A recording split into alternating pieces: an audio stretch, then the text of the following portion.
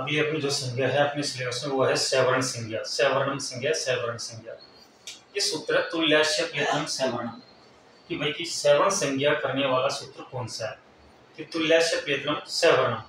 अब इसमें कोई सीधा सा प्रश्न पूछा जाता है, सवर्ण संज्ञा कौन सा सूत्र करता है, तुल्यास्य प्रयत्नम सवर्णम। अब इसमें तुल्य, इसको जरा सा अपन अलग करेंगे तो तुल्य का अर्थ होता है समान। तुल्य का अर्थ क्या होता है, समान। अब इसमें से आस्य का अर्थ होगा उच्चारण स्थान। ये इंपॉर्टेंट बात है, पूछा जा सकता है। तुल्य का एक आप जानते हो कि समान ही होता है, जिसकी तुलना की जाए, है ना, वो एक समान के अर्थ में आता है। तुल्य योग्यता एक अलंकार भी है कि आस्य शब्द का ये इंपॉर्टेंट है कि तुल्यास्य प्रयत्नम सवर्णम में आस्य किम प्रयोजनम अस्ति। आस्य का अर्थ होता है उच्चारण स्थान। और यहाँ से जो प्रयत्न शब्द है, आपको पता है प्रयत्न दो प्रकार के होते हैं, या बाह्य प्रयत्न और आभ्यंतर प्रयत्न। तो जो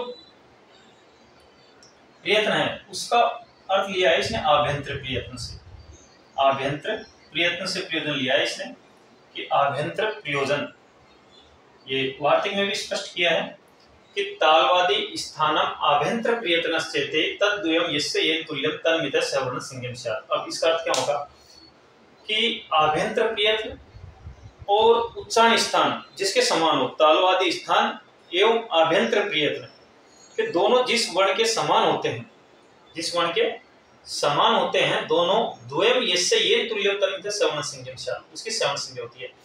तालु आदि स्थान, उच्चारण स्थान, क्योंकि आस्य से किसका प्रयोग हुआ है, उच्चारण स्थान से। तालु आदि उच्चारण स्थान एवं आभ्यंतर प्रयत्न, ये दोनों के वर्ण समान होते हैं।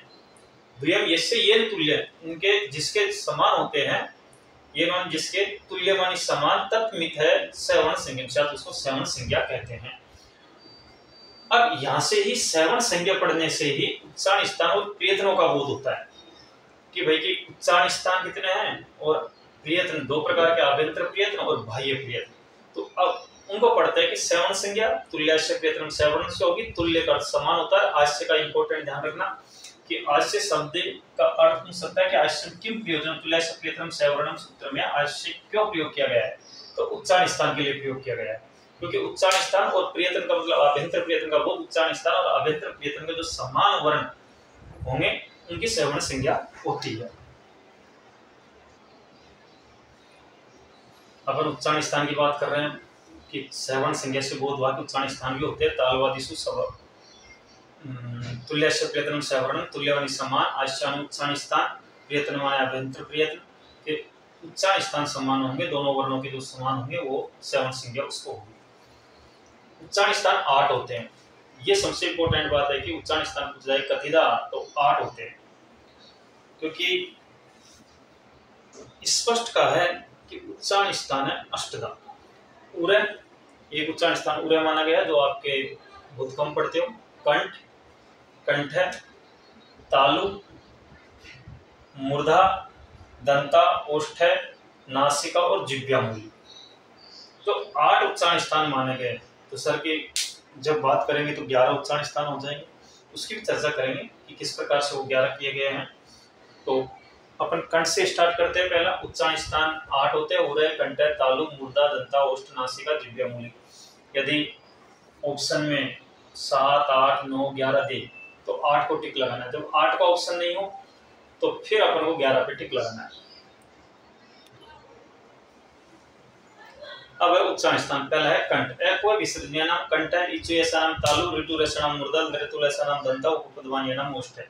जैसे ये नॉर्मल बात है, आप लोगों को याद रहती है, रीड मेल में समय पूछा जाता है। एक सामान्य संस्कृत का अगर विद्यार्थी होगा तो इन चीजों को एडॉप्ट करके रखता है अपने एक तरह से। अब कंठ जो उच्चारण स्थान है वो देखो, जहां पर विश्व दीर्घ का बोध ऑटोमेटिक होता है कि ए और आ, और कु से मतलब होता है कैवर्ग, और है और विसर्ग का उच्चारण स्थान इन्होंने कंठ माना कि भाई ए, आ और कैवर्ग और है का उच्चारण स्थान और विसर्ग का उच्चारण स्थान कंठ होता है। एक विसर्जनीय नाम कंठ है, कई बार एक विसर्जनीय नाम दे देगा, आगे दे देगा तालु, मूर्धा, दंत, तो इसीलिए नॉर्मल बात है कंठ कर दो। इच ऐसा नाम तालु, ई दीर्घ भी और चवर्ग और य और स का उच्चारण स्थान तालु होता है, इच्छु ऐसा नाम तालु। वैसे ही री का हो जाएगा, ऋस्व री भी, ये ध्यान रखना है, दीर्घ री भी होता है संस्कृत में, है ना, दीर्घ री। और टैवरक, टैवरक र और मूर्धन्य सकार, स का उच्चारण स्थान मूर्धा होता है। लृतुल में ऋस्वी होता है, लृ दीर्घ नहीं होता। और तैवरक और ल और स का उच्चारण स्थान दंत होता है। ये ध्यान रखना जरा सा, स का इच्छु ऐसा नाम तालु बोला, सकार तालु बोला जाता है, इसको मूर्धन्य सकार बोला जाता है, इसको दंती सकार बोला जाता है। लृ अलग, लृ एक स्वर है। और जैसे आप यण संधि पढ़ोगे तो इको यणची, इक स्थाने यणस्यात्, तो यण जब अपन बनाएंगे तो उसमें लृ का ल आदेश होता है। तो लृतुलसनम दंता उपपदमानीयानाम ओष्ठम, तो उ ऋस्वी और दीर्घ और पैवरक का उच्चारण स्थान ओष्ठ होता है, साथ में उपपद मानीय, क्योंकि आप 63 या 64 जब वर्ण पढ़ोगे तो एक उपपद मानीय होता है, प और फ से पहले आधा विसर्ग, ये भी एक वर्ण माना गया उपपद मानीय। ध्यान रखने की बात है, विसर्ग भी एक वर्ण है। आप 63 या 64 व्यंजन जब संस्कृत के पढ़ेंगे, त्रिषष्टि, चतुष्षष्टि, रुआ, तो इनको वर्णों में पढ़ोगे आप कि ये 63 या 64 वर्ण किस प्रकार से होता है। आपने ऋस्व दीर्घ प्लुत माना तो लृ में आकर के मामला फंसता है, इसको दीर्घ नहीं माना जाता, ऋस्व और प्लुत माना जाता है, इसको लृ को। तो इस वजह से 63 या 64 वर्ण होते हैं। तो एको विसर्जनीय नाम कंठ, इच्छु ऐसा नाम तालु, ऋतु ऐसा नाम मतलब, ऋतु ऐसा नाम दंता, उपपदमानीय नाम ओष्ठ। ये तो याद रह ही जाता है आप लोग सब वाक्य वो।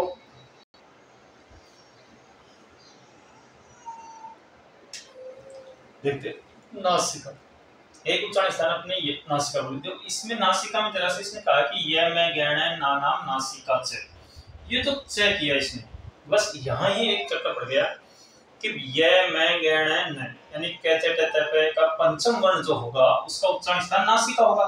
पर उसने स्पष्ट कहा कि एको विसर्जनीय नाम कंठ, कैवरक लिख दिया उसने। अब कैवरक उसने लिखा तो कैवरक से पांचों वर्णों का बोध हो गया तो भाई क का भी उच्चारण स्थान कंठ होगा, ख का भी, ग का भी, घ का भी और ng का भी। भाई इन पांचों का वर्ण उच्चारण स्थान कंठ है, तो फिर इसने ng का ही उच्चारण स्थान नासिका बताया। तो इसमें ये जो च शब्द लिखा उसका अर्थ ये हो गया कि और जो अपने अपने वर्ग में पढ़ दिया गया है उसका भी उच्चारण स्थान होगा। तो कहने का मतलब ng का उच्चारण स्थान नासिका न होकर के कंठ और नासिका होगा। इससे ये बोध हुआ च का उच्चारण स्थान य का जो है वो तालु भी होगा और नासिका भी होगा, इसका तालु भी होगा, तालु नासिका। प है उपपदमानीय नाम ओष्ठ है, तो ओष्ठ और नासिका, यानी कि ng का उच्चारण स्थान पूछा जाए, एक में कंठ दे दे, एक में नासिका दे दे, एक में कंठ नासिका दे दे, तो उच्चारण स्थान क्या होगा? कंठ नासिका होगा। ट का है ऋतु नाम मूर्धा, मूर्धा भी है और नासिका है, मूर्धा नासिका है।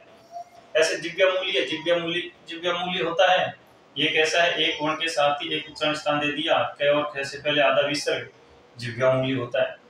अब कंठ तालु, कंठ ओष्ठम, दंत ओष्ठम, नासिका, ये वापस रिपीट हुआ है। अनुस्वार का उच्चारण स्थान, अनुस्वार भी एक वर्ण है 63-64 में, उसका उच्चारण स्थान नासिका माना है।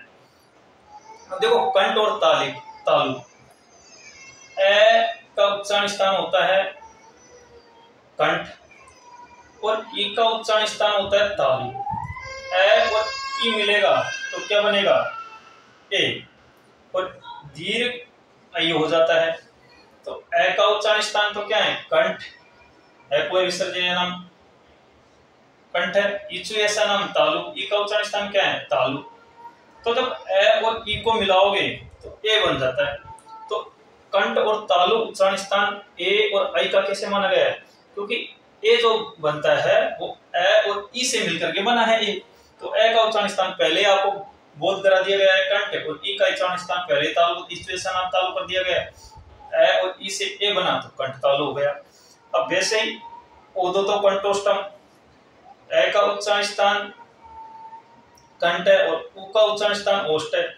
जब दोनों को मिलाओगे ए और उ मिलकर के क्या बनता है? ओ बनता है। इससे बोध अपन को दीर्घ औकी भी हो गया। तो ए का उच्चारण स्थान कंठ, ए का उच्चारण स्थान कंठ हो गया और उ का उच्चारण स्थान क्या होता है? ओष्ठ होता है। तो ऐसी परिस्थिति में ए और उ संयुक्त वर्ण से कंठोष्टम दोबारा रिपीट हुआ है। वकारस्य का मतलब दंतोष्टम होता है। तो ये आपके उच्चारण स्थान थे। उच्चारण स्थान 8 माने गए। एक शुरुआत का उरे रह गया। मैं पूरा को यहाँ बता देता हूँ आप लोगों को, उरे को कि उरे कैसे होता है। ऐसा वर्ण जिस पंचम वर्ण के साथ पहला वर्ण जुड़ा हुआ हो उसका उच्चारण स्थान उरे होता है। प्रथम वर्ण के साथ पंचम वर्ण का कहीं भी बोध कराया गया हो उसका उच्चारण स्थान उरे होता है। तो इस प्रकार से आपके ये उच्चारण स्थान कंप्लीट हुए।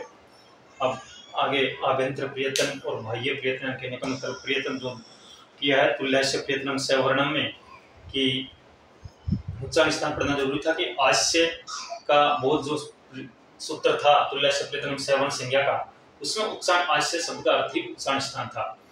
तो नासिका कंठ तालु का आपको समझ में आ गया कि ए देतो कंठ तालु वो देतो कंठ। कई परीक्षा में कंफ्यूज हो जाता है कंठ तालु है कंठोष्टम है क्या क्या है। तो ये स्पष्ट रखिए कि ए और ई से मिलकर के ए बनता है। ये तो चीज अपन को संधि में भी याद रहती है, गुण संधि में। तो ए का उच्चारण स्थान आपको एको विशेषण कंठ है, ई का तालु है तो ए ई मिला ए हो गया तो कंठ तालु हो गया। तो देखो ओ तो कंठोष्टम का भी उसी प्रकार से गुण संधि के हिसाब से हो जाता है। इस प्रकार से आपके उच्चारण स्थान